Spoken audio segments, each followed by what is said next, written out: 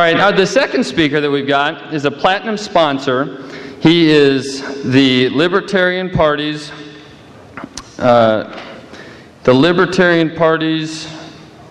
state chair. It just came to me. State chair.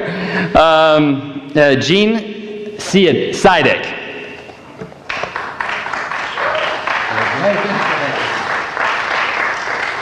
Thanks, Jeremy. Well, thanks for everybody for coming out today. I know it's a little warm, but I really appreciate the folks from Campaign for Liberty for putting this event on and giving me a chance to speak here. And I'm truly humbled to be part of the speaking lineup. It's really a very incredible lineup to be part of this with Lee Terry and Don Stenberg and the group. To be part of that is a truly humbling experience. So I would like to thank a few other individuals. I know Randy Eshelman has been mentioned a few times, but really Randy has done more for the Libertarian Party in the last year at the local level and the national level as well. And if it wasn't for Randy, we simply wouldn't be here at this point, and the Libertarian Party probably wouldn't be quite where it's at today. I would also like to thank another individual, Roland Mandarin. I'm not sure if you're aware of Roland. He's a financial advisor. He's going to be speaking here actually a little later today. If it wasn't for Roland, if you're familiar with him, he has a classroom on the radio. And if it wasn't for that classroom on the radio, I wouldn't be familiar with the people such as Hayek and von Mises, and I wouldn't be familiar with concepts like Austrian economics and the true nature of gold and money. Actually, after one of his shows, I went out and bought my first gold piece, and it was, I think, a quarter-inch gold eagle.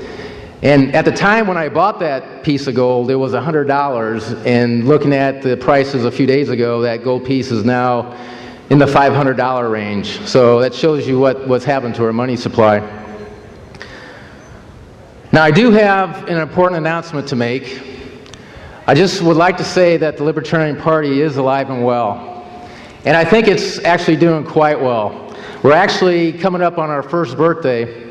Last summer, after a lot of petitioning, on August 12th, we turned in the first part of August, we turned in 8,000 petitions to the Secretary of State. And on August 12th of August of 2010, he certified us as a legitimate party. So I would like to say, Nebraska, you do have a legitimate third political party here. And you can certainly register as a Libertarian right now. I would also like to say that in addition to that, we had to do a little more petitioning. And we actually got a candidate on the statewide ballot for state auditor. And her name is Michelle Selleck Grace, and she's not here today. I'd like to, wherever she is, I would like to thank her. Because without her, we would not be a legitimate party. She had to go raise money. She had to go become a candidate, and she had to get 5% of the vote statewide. Not only did she get 5%, she got 20%. And she actually outright won 30 precincts in Douglas County. So Michelle, wherever you are, I know you're off somewhere this weekend and couldn't be here, but we really thank you for doing that for us. So, what are these libertarians? What are these? What is this party out there? What do they do? What do they think? Well, when people ask me that, I give my 5-second response is this. We believe that you should live your lives the way you would want to live them. And it's really a simple formula, okay? As government does this and grows, your individual freedoms, your individual rights to decide for yourself shrinks, does this. So, the decisions that you make are being made now by folks far away. The decisions your children will make are now being made and will be made more and more by folks far away. Now, some of these decisions might seem a bit simple, maybe a little silly, maybe a little comical. And as a little example, I got a stage prop here. Okay, I hear some laughter. And the reason that I hear laughter is because a few years ago, some people far away voted that you should not be able to own this device. It's just simply a 100-watt incandescent light bulb.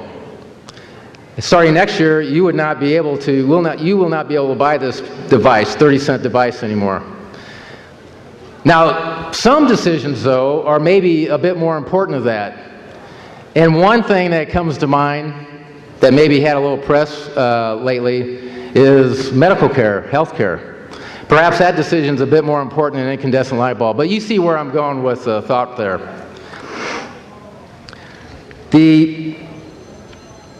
And as those decisions are being made far away, the money that it takes to make those decisions are far away too, go far away with it.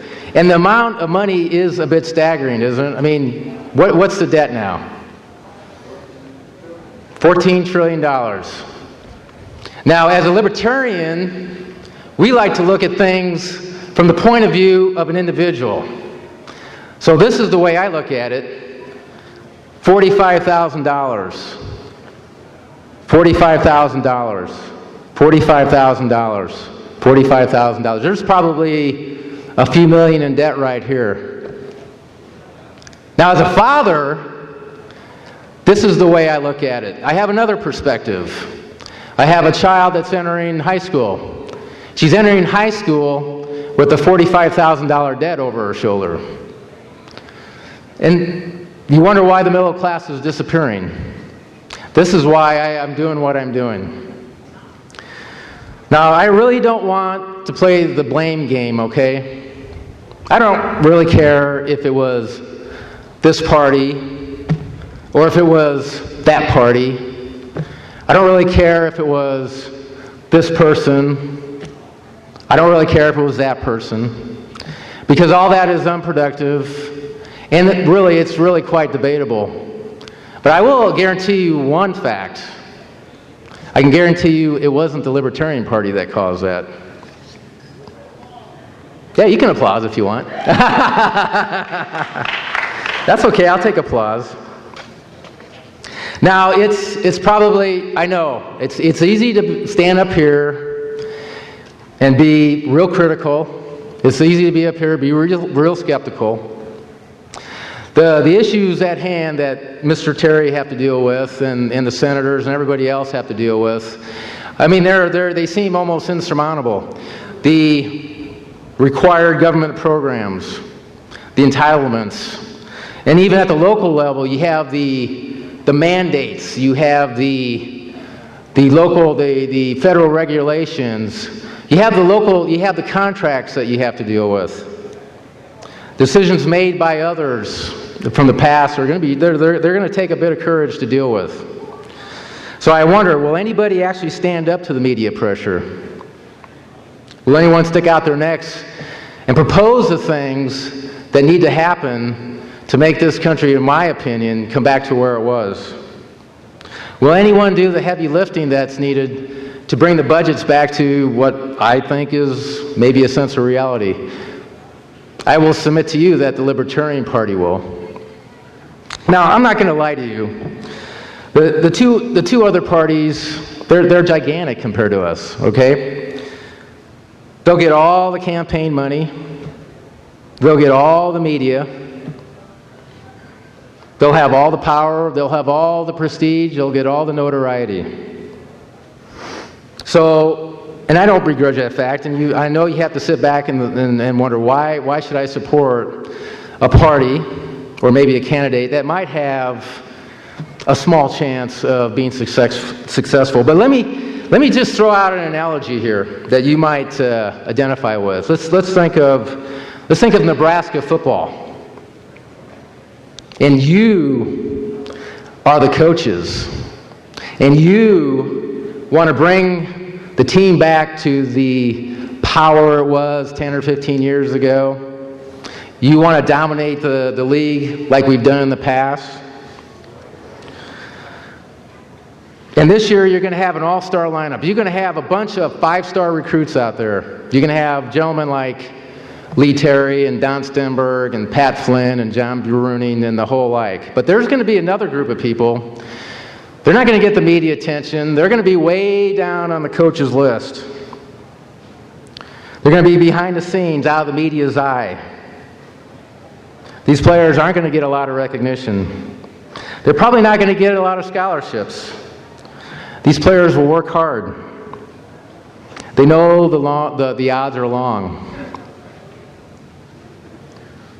All they want is a chance to play for their team. These players are known as the walk-ons, all right? So when you think of the Libertarian Party, perhaps you can think of us as the walk-on party, the walk-ons of the Nebraska political scene.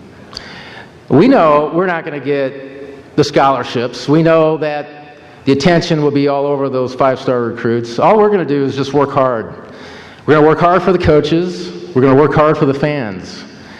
And all we're going to want is a chance to play for the team and a chance to win, a chance to bring us back to that power that we had before. So, what can you do? What can you do to get us back to that point? Well, let me offer a simple suggestion. Just to consider. It'll cost very little time. It won't cost you a dime. Simply register as a Libertarian. Simply register as a Libertarian. Trust me, if there's just a small percentage of the voter base, and we're talking 5, 10, 15%, just a small percentage, that will make a difference.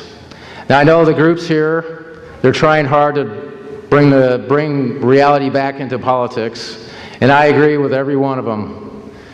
But if you make it official with this is a voter registration form, and it does have the Libertarian option there now. Just that little bit of work, and you will be, in my opinion, maybe helping us bring us back to what we think is, political reality. So with that, I would just like to thank you. Again, thank you for the folks from Campaign for Liberty for allowing me to speak, again, with this incredible lineup of speakers. And I hope you have a good time. Come over to the booth. I'm happy to speak politics with anybody. Later in the day, we're going to have Roland Mandarin. He's going to speak, and then he's going to sign books later in the day. He's a very, very quality individual. Get to know him, listen to his radio show. So with that, I'd like to turn it over back to Jeremy, and thank you very much. Thanks very much for coming out.